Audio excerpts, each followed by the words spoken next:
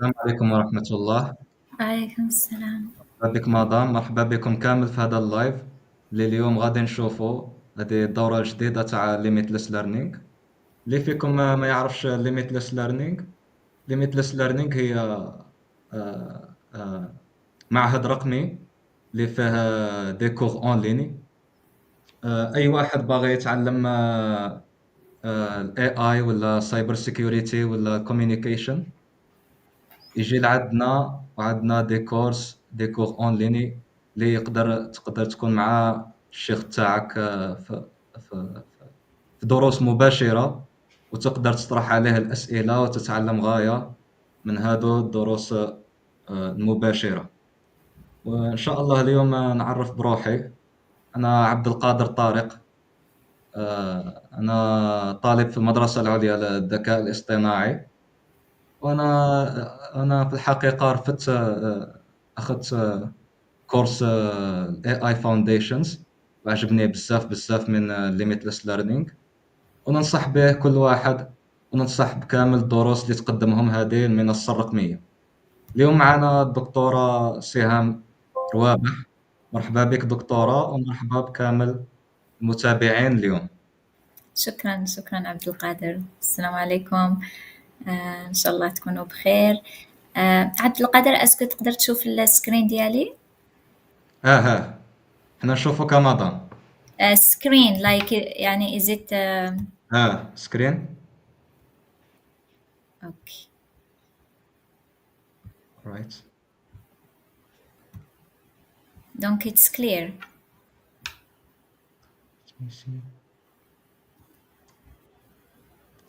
1 minute please. Sure.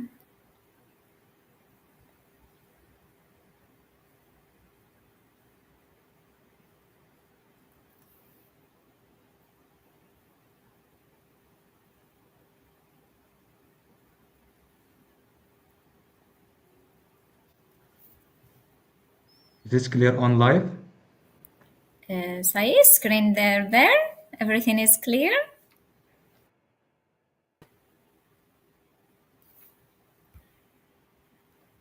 Sorry madam.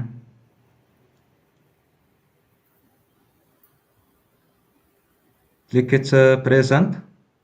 Yes. Donc أنا درت present I shared my screen, but I'm not sure إذا راك يعني تقدر تشوف السكرين ديالي ولا لا. أنا click it show. Yes. So screen. since said yes, we can see the screen. So normally it's there, right? Alright, so نظن باللي تقدر تبدا دروك. اوكي شكرا بزاف عبد القادر. اوكي مرحبا بالجميع. المهم I hope everyone is doing well. So happy to be with you for today's session. We will talk about two main courses that we run with Limitless Learning. One is new, so the first one is about unlocking your future, scholarships and jobs abroad, and how to navigate the market for that. And the second course is a course that we've already run a couple of times with Limitless Learning, which is Conversational English. Before we start, just a brief background about myself. Dr. Web Siham. I had my BA and MA in Algeria in applied linguistics and TEFL. I did a PhD in sociolinguistics at the University of Essex in the UK. I had two postdocs, one from the University of Essex and then a second one from the University of Southampton. I also worked as a teaching assistant and academic tutor in the UK for about 3-4 years. I worked as a lecturer in Algeria as well for 1 year and an assistant professor in Istanbul for 2 years. And I'm currently working for the University of Southampton again in the UK. Regarding my experience with Limitless Learning, I've worked with Limitless Learning for about 2-3 years now, I think. I've delivered courses on IELTS preparation, EMI for university lectures, and also conversational English. For more information and like my research interests, you can find everything on my LinkedIn profile. So for today, I will briefly talk about the first course, which is about scholarships and jobs abroad. And then the second course on conversational English, and then I'll open the floor for your questions. So I'll make the presentation only for about 20 minutes and then leave the rest for your questions. Now, let's start with the opportunities abroad. Now, I know that lots of people,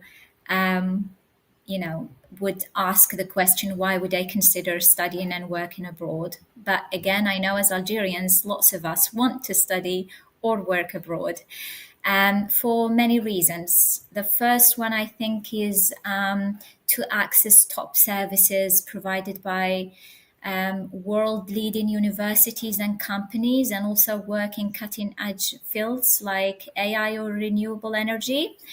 The second reason is mainly for your own global career advancement, working in high demand roles, having like a competitive salary, and also establishing your own international network that will open doors for future advancement as well. The third reason is cultural and language mastery in, of course, the language of the country that you will decide to study in or work in, and that would help you develop cultural, social, and cognitive skills. The fourth reason is developing your own resilience and independence through facing the world challenges by yourself and learning how to adapt to different environments and solve your own problems, basically. And the final one is if you're thinking of scaling the impact of your work or your studies and having an impact on Algeria's future, providing your expertise to innovate locally or bridge using your international networks. So there are different pathways to do that. There are people who want to pursue their education, whether for BAs, masters, or PhDs, and people who are just looking for professional development, seeking jobs abroad. So for scholarships, there are hundreds of opportunities, I think, out there. Some of them are merit-based, like Erasmus. Some of them are need-based. Some of them are country-specific, like UK, اسمح لي for example. مدام من فضلك click present because we can't see your slides. It is still Really? it is still Oh, on sorry. first slide. Okay, thank you. Thank you for bringing that, Abdulkader. I will do. I'll stop sharing because I've already been sharing it, and I'll share again.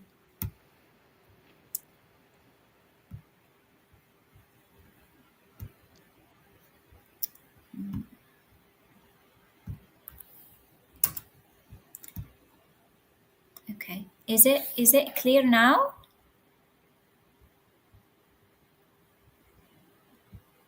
No, click on present Yeah, I already on did. PowerPoint. Yeah, okay, I'll do.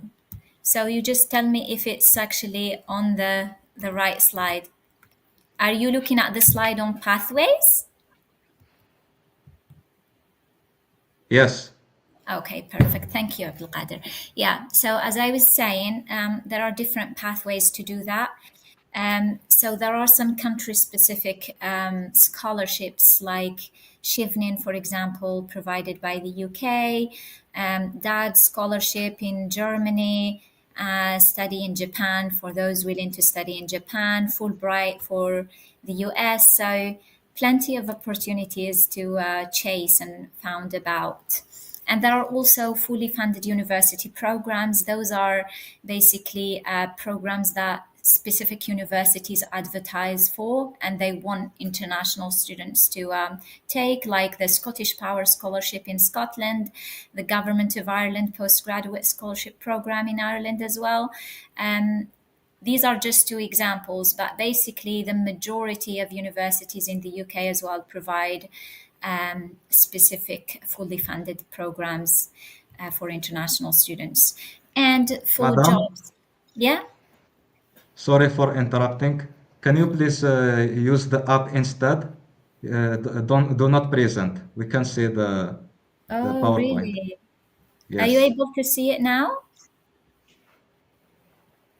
No, please stop presenting, and we Okay. can see through the PowerPoint app. Like this, basically, right? Yes. Try to move one slide. Like, okay, I'm moving now. Does it show? Yeah. Yes, it Oh, showed it. perfect. So please do not present. Maybe Okay. it's a Okay. I'll technical keep it like issue. this. Okay. I'll keep Yes. it like this. Yeah. Thank you. So as I said, there are lots of sponsored jobs for international talent. So many people think that they can't go and work abroad just because they don't have enough money to do all the applications and live abroad. But there are plenty of sponsored jobs provided by international organizations and companies, and especially in fields of AI, renewable energy, engineering, and healthcare. And also, there are short term opportunities like those of internship with different NGOs or companies like World Bank, Microsoft, or Shell. So, depending on your interests, you can always find something out there that fits your needs. Um, where do you find those opportunities? Again, hundreds and millions of platforms there to help you. I've only picked four for this session. So if you're looking for studies, for example, you could use Masters Portal. And if you're looking for jobs, you could use social media platforms like Indeed or LinkedIn. LinkedIn is actually a very powerful tool that so many people underestimate, but it landed me almost all of my jobs. And also UN careers for if you're looking for internships or other opportunities.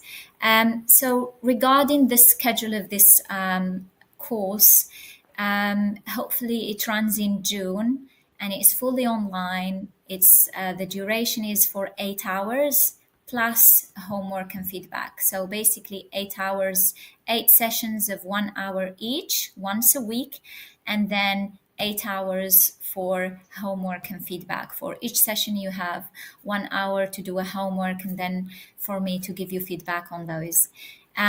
Regarding the days and the timing, we are initially thinking of Tuesday and Friday, but we can be flexible, but depending on people's, availability. We can always find a time that suits all of us. In terms of the sessions, the first session is going to be about how to find scholarships based on your field of interest or how to find job opportunities based on what you're looking for.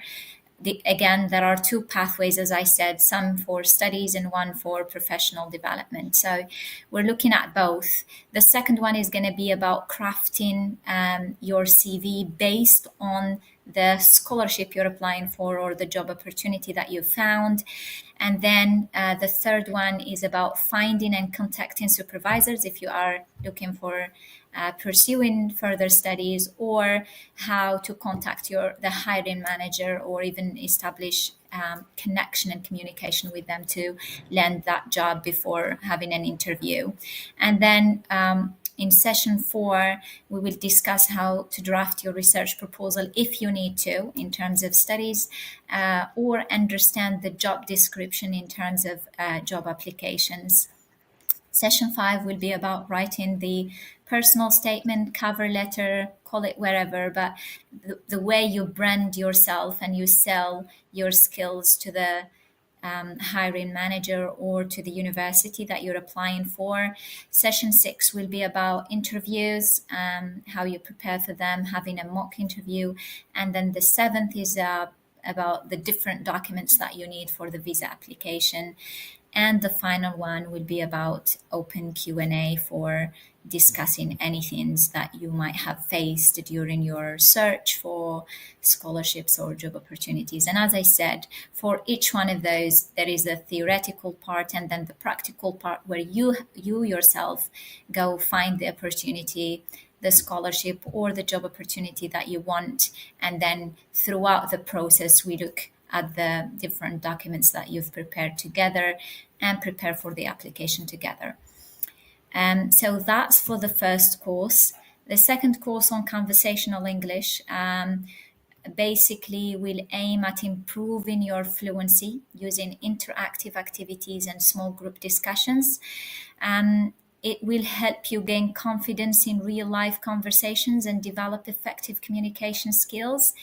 And you will also expand your vocabulary and hopefully master grammar and pronunciation without formally studying them, because this course is not about grammar or pronunciation or vocabulary, it's more about the practice itself. Again, questions on why should I consider joining this course? The first reason is this course will help you turn your fear of conversations into charisma, and it will help you stop freezing whenever you're having a new conversation with somebody in any setting, whether it's academic or professional. And it will help you develop your natural skill of conversation to sound polished but not robotic. We don't want you to sound American or British or Australian. We just want you to sound natural and master how to use filler words when you have those awkward silence moments. And it will also help you unlock your career and life opportunities. We've spoken about the first course, and one of the main requirements for all scholarships and job opportunities is actually proficiency in English. And this is one of the reasons you should, again, consider improving your skills in English. The community that you will be studying in is very supportive, no judgment, no textbooks, all are interactive tasks. And then the final reason is to learn how to listen like a pro and how to engage with people asking questions and activating your vocabulary to an extent that people would love to have a further conversation with you. The course, hopefully, will run in July, online again for 16 hours. There are 8 sessions of 2 hours each, and it runs twice a week. So basically, 2 days a week, 2 hours in each session. So 4 hours a week. In terms of days, again, we can consider flexibility based on people's availability, but initially thinking of Saturday and Wednesday in the afternoon or evening, early morning, whichever fits the majority. What do we cover in this course?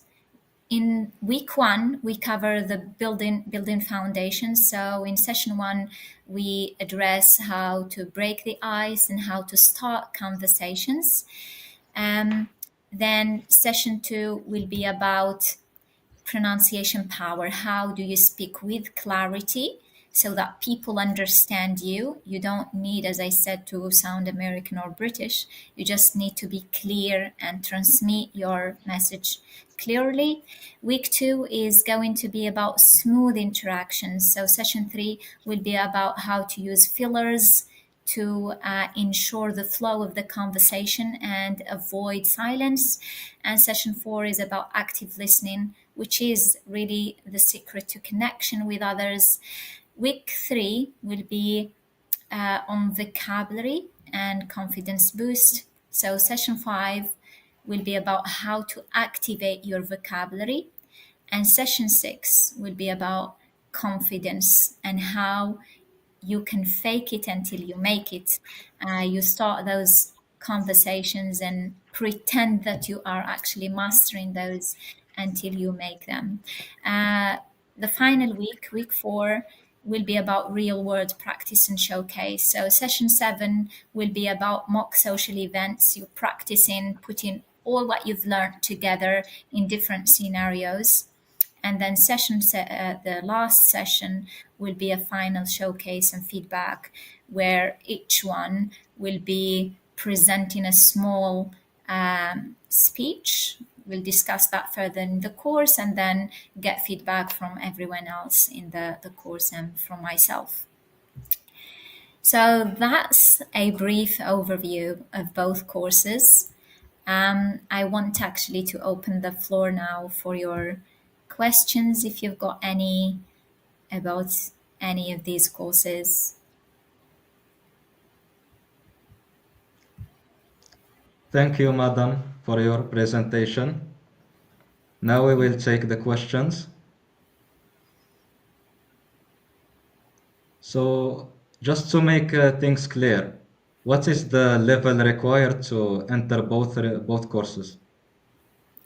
What's No required level. So basically, for the first one on like opportunities abroad, you really don't need to have any level. It could be anybody looking for a job or for further studies, as long as they do have, an ability to have a conversation and discussion around those things. For English, it really doesn't matter as long as they do have basic basic understandings of conversations, because the discussions will be in small groups and breakout rooms. So those with lower levels of conversation will be placed together, and those with advanced skills will be placed together as well. So there is no strict requirement on the level of English for that course.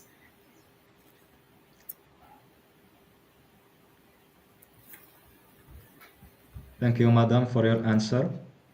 You're welcome. We're waiting for questions. Please post your question below if you want it to get answered. So while waiting for the questions, can you talk about can you tell us more about when you went to study abroad? Did you find it difficult to talk with people there and stuff like that? Yeah, that's a really good question, Adel. I think you might have been through a similar experience, that it's never an easy journey. My first trip was to the UK, and obviously I've already studied English linguistics and literature, and I was able to have conversations in English, but being in a native in a native, like a community where people speak English as a native language, you definitely face situations where, oh, this is not what I have learned in textbooks, this is not what I have been taught. And usually the way we're taught in Algeria is very academic oriented, very instructional. This is how you should sound, very formal. And then you hear the different accents and the different ways people communicate their needs in England, and you get really surprised. Sometimes it's challenging. At the very beginning, of course, it was quite challenging to understand all accents, especially if you move towards the north to Scotland and Ireland. But then, throughout time, you just learn how to navigate things. And that's only the linguistic struggle. But there are other challenges that you can think of in terms of, finding accommodation, managing your own personal life, balancing your time between studies and work. So there are plenty of challenges to face. So thank you, madam, for your answer. A Facebook user is asking, are you going to help in making our CV or just show us examples of a perfect CV? I think So it's a really, really great question. And please, madam, tell us the answer to this question. yeah, that's a good question, Ailul. Thank you. So I would first give you like I will instruct you on how to construct your CV based on the different opportunities that you have. And I will give you, of course, certain examples. But then, as I said in the course, there is 1 hour for homework and feedback. So in that hour, you're supposed to design and craft your own CV and send it to me to edit it, to polish it, to discuss it with you, and make it a good sample that you can use for your application. So it's definitely both. We're not looking at the theoretical part, but also the practical one. Thank you, madam. Rita Suleiman is asking, please, what do you think about the transition from French to English in Algeria concerning the transition from French to English in Algeria, concerning the studies in university, English as a medium of instruction? It's asking a question. I think this is quite a general question that could take me 2 hours to answer. And there's so much into one of the fields of interest for me in terms of research is language policy. I have already published 2 articles on this subject. So, Rita, if you want to know more about this subject, you can go Google my name and language policy in Algeria, and you will find a lot more to discuss about this subject. I could only say it is not as easy as it is planned, and even though it's been it is, being officialized and instructed to the universities to start implementing it, it is still in a very early stage. Lecturers, staff members of universities, students, everyone is struggling with the implementation of this policy, and it's not gonna be fully fruitful probably in the first 5 6 years. So it will take lots of time to be fully. And I think also universities, both as institutions and staff members and students, were not ready for that. And for any policy to succeed, you really need to prepare the the students and staff members in advance and initiate it in like small steps, instead of having like a sudden change of policy. You have to completely shift from French to English, and it doesn't work like that in real world. So it's, yeah, I can't say much about it, and I can't judge whether it's good or bad, except that we will see the results in a couple of years, and then everybody is going to get to judge it for themselves.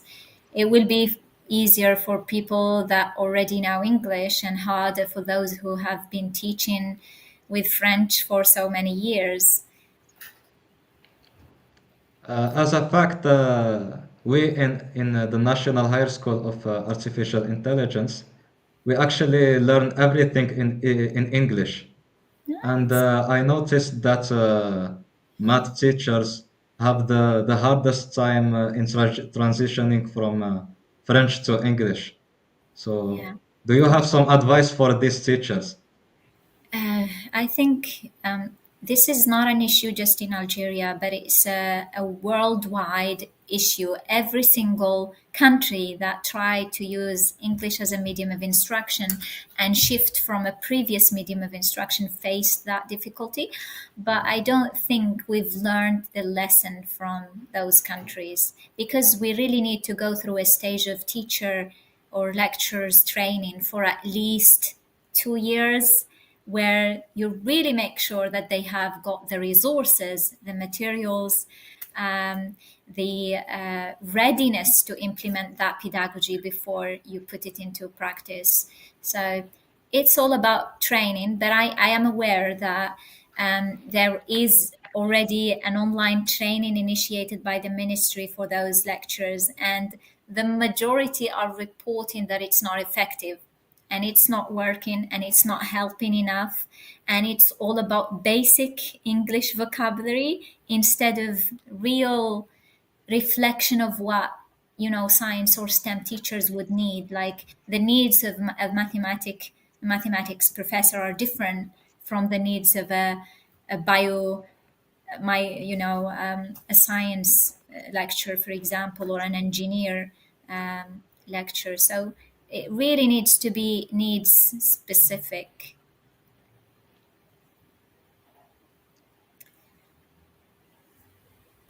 Thank you, madam, for your answer.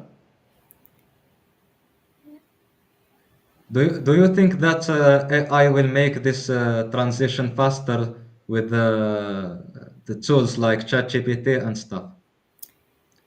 Certainly, yes. If we do have the infrastructure, I'm not sure. You are in the right position to judge because you come from a school of artificial intelligence and you know to what extent Algerian universities have the good resources to implement AI. Do they have the resources? Do they have the funding? Do they have the laptops for students? And obviously for lectures it's easier to plan the lessons in advance using AI tools, but to what extent that is useful for students perspective? Do they have the resources to actually understand and comprehend the usage of those resources or not? So you might be able to answer that better than me. Thank you, madam.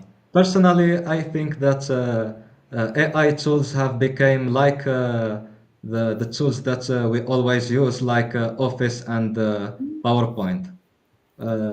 In newer years, I think that universities must give teachers and students accounts to AI tools like ChatGPT and Yeah, other important tools for learning English.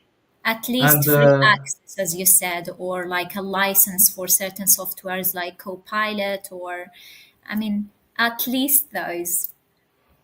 Yeah. yes, at least those AI tools which greatly improve AI, the AI level of teachers and students. Yeah. So an Instagram user is asking regarding conversational course, is there gonna be activities to do off sessions? For me, I use English on a daily basis.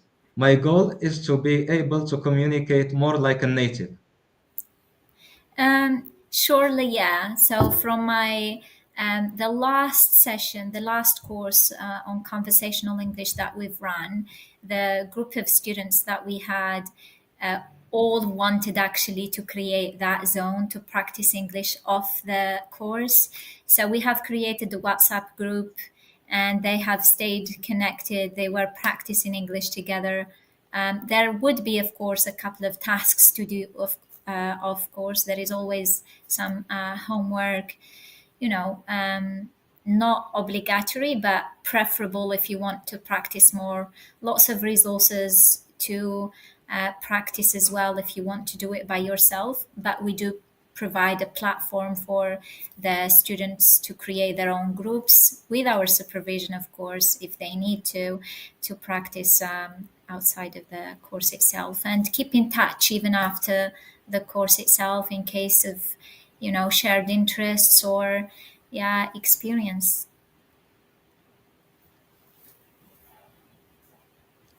Thank you, madam, for your answer. So another question from Instagram. Will there be an essay writing support as part of our study abroad application? Are you gonna help us find universities and which country? Yeah. So definitely the objective of the course is to help you find a scholarship and do prepare all the materials and the documents that you need to apply for that. The countries really depend. So I would say in advance that I do not know much about the US.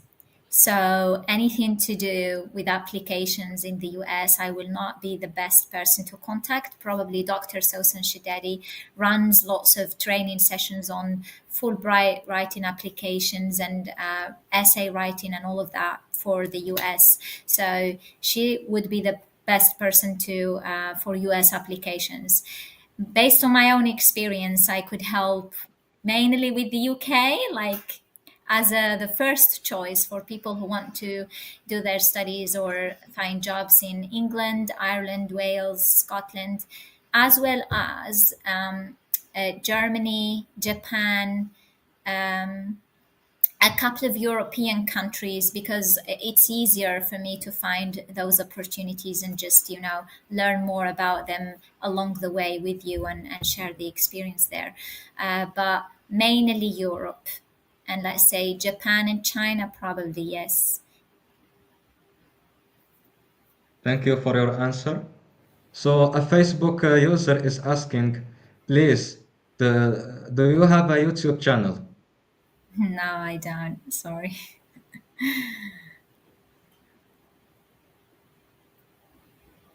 Are you planning to open a YouTube channel in the future? Well, until I find my what to share, then I will think about it. Yeah, I can't just have a YouTube channel without real useful content. So for now, I don't have any plan. But if anything, then yeah, why not? I just want to add to those people interested in the opportunities abroad that I also work with an admission office in the UK. So this office, in Arabic, it's مكتب قبول. So they bring you the offers. So these are for people who want to study, like to pursue their BA, like bachelor, masters, or PhD degrees. This office is mainly working in collaboration with the universities in the UK to facilitate the process of the application for international students. So if anybody wants to do an application for a UK university, you can contact me and I can help you throughout the process, from basically finding the course and the university, finding the scholarship, doing the application, preparing the documents, doing the visa application, until you actually join the university here, and all for free. So admission is 100% guaranteed with Um, these offices. the Obviously you do have to pay for the university fees if you don't have a scholarship, and admission is to a great extent guaranteed, more than 90%, and it all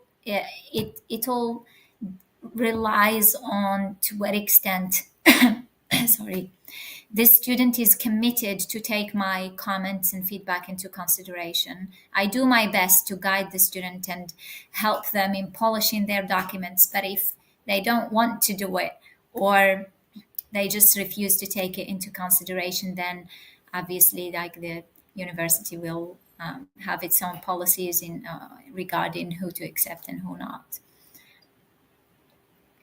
Thank you, madam, for your answer.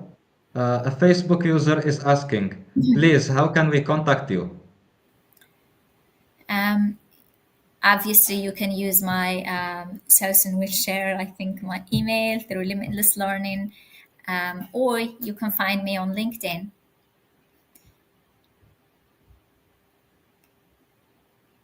Can you post link to admission office?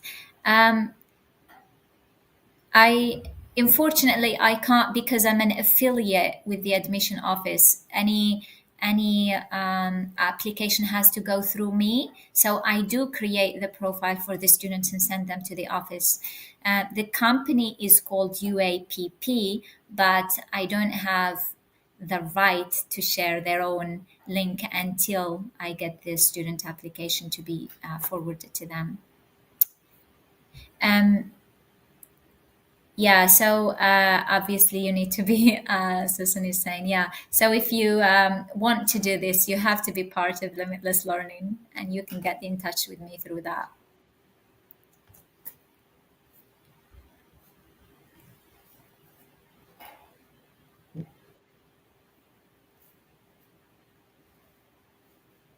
So I wanted to ask some questions about the IELTS exam. After completing this course, Can we add some light training, personal, you learn by yourself and then be able to go to the IELTS exam and get a good grade? You know that we offer an IELTS course, Preparation on Limitless Learning. So for Yes. those who want to take the IELTS, I would advise to take that course on IELTS preparation. You can, of course, prepare by yourself, but how much you can dedicate for that and how much you can, filter and select all the available resources there to be able to focus on the ones that matter to you the best, so or the most. So there are different types of IELTS, as you know. So for those who want, for example, work, there is a different type of IELTS. If you want to do studies, then there is a different one as well. There is IELTS Academic and IELTS Academic UKVI and IELTS for life skills and general IELTS. So many different types, and all depends on what do you want to do with it. Is it for because you want to do further studies, or is it because you want to find a job, or is it you just want to go abroad? So you can I think conversational English is more about putting those skills together, the four skills together, to be able to hold daily conversations easily. But then IELTS is very specific. You will have, the course is more about the tips and the strategies and how to practice the different skills, how to ensure you get a good score that meets the criteria of the university or the hiring company that you're applying for. Yes. So going to the IELTS course is really recommended for people who just took the conversational English and want to do the exam, the IELTS exam, just to be sure that you will not mess it up, because it is really expensive to do and the preparation is very important. Yeah, absolutely, yes. And the fees are So just getting higher, so you have to make sure that you get the right score from the first attempt. yes. So everyone watching can register through all these courses through Limitless Learning website. Yeah. So a Facebook user is asking, please, for your university teachers and lecturers, can they do a short mobility to improve their skills in technical English? How can they contact departments in the Faculty of Science? If it's a mobility just to improve your technical English, then I really doubt that you will find any opportunity for that. Most of the universities in abroad would expect you to be already good enough to have conversations in English, because they are more interested in collaborations in terms of research and maybe having an invited talk. You come and give a talk about like a research that you've done, or about a field that you're like a similar interest that you share with that department. But if it's only because you want to go there and improve your English, you will unlikely find anything. Obviously, you search for those based on your field of interest. You just go to the different websites of the universities, look for potential professors and lecturers at the university that have similar research interests like yours. Have look at the publications as well. If you do publish more frequently, then you would know the pioneers in the field and the popular names, and then you try to contact them either via LinkedIn. Nowadays it's a very powerful networking platform to get in touch with other people, or find their university email through the website and then send them an email to express your interest that you want to have. There are lots of I've forgotten to mention that there are, for university lectures specifically, there are also lots of small fundings for visiting, we call them visiting scholars or visiting professors. So you could apply for those, not for English, but for sharing research. And potentially, once you're there, you have to give a talk or a seminar. You have to, discuss with them potential collaborations that you can make, what sort of papers that you can work together on, and then, yeah, any potential opportunities for exchange of students between universities. But there should be something that they gain from that, not just you. So you have to always think of the mutual benefit for you and for them. Yes, so your network and the collaboration is very important for these kinds of opportunities. Yeah.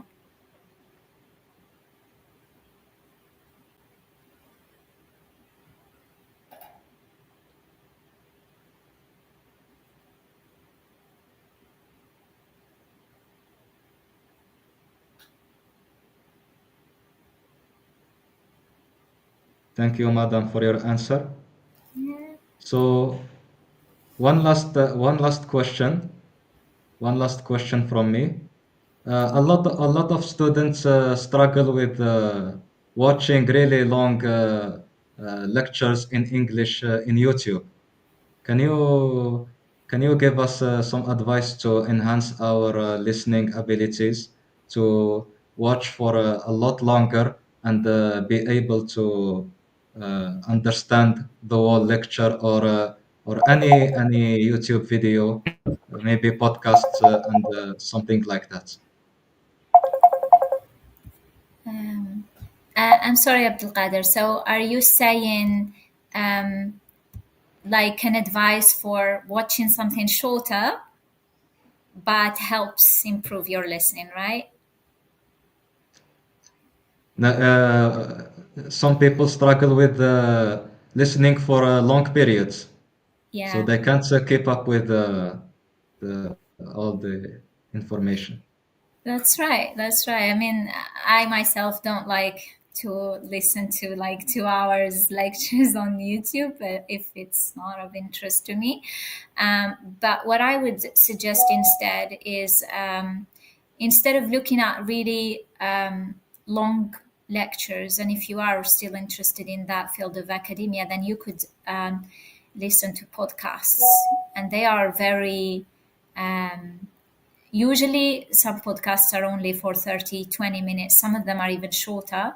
They are very educational, so they would address any topic that you might be interested in. Usually even the speakers are well known, and they do have like a really good expertise to share. um, and it's very, very informative for you. And you can listen to it like as just as an audio. You don't need to have like a video there and watch, and you can listen while you're driving or while you're eating. Or yeah, I think podcasts are a very effective way to develop your academic English skills if you're interested in that. I think another question: what's your advice to someone who wants to learn to communicate effectively? Any books, podcasts, other resources you find it useful in getting better in communication? That's again a very broad question. There are plenty of resources, and you have to be. I always tell people you have to find your interests first, and then based on those interests, you can choose the resources. Because nowadays, especially with AI, plenty of things are available online. And if you're not interested in a certain thing, and you keep browsing stuff, you get lost in the amount of information and resources available. So I always advise to listen and read and watch and write about things that you like, that you won't get bored after 10 minutes listening to or reading about. um, yeah, if you're interested in psychology, plenty of books on psychology or podcasts in psychology. BBC Radio also provides plenty of good resources, amazing resources there on any topic that you can imagine. The British Council has got amazing resources as well.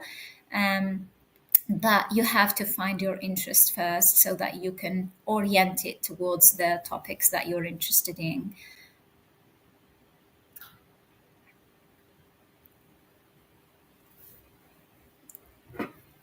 And of course, to join Limitless learning courses about communication. Yeah. That's a Yes. very good point. Yeah. Yeah, it's always good if you want to improve your communication. There is no way but practice, but for you to practice, you need another human who wants to also practice their communication. So it's always important to have that small community that is supportive, that is not judgmental, that is listening and actively listening to what you're saying, and interacting and engaging with your thoughts.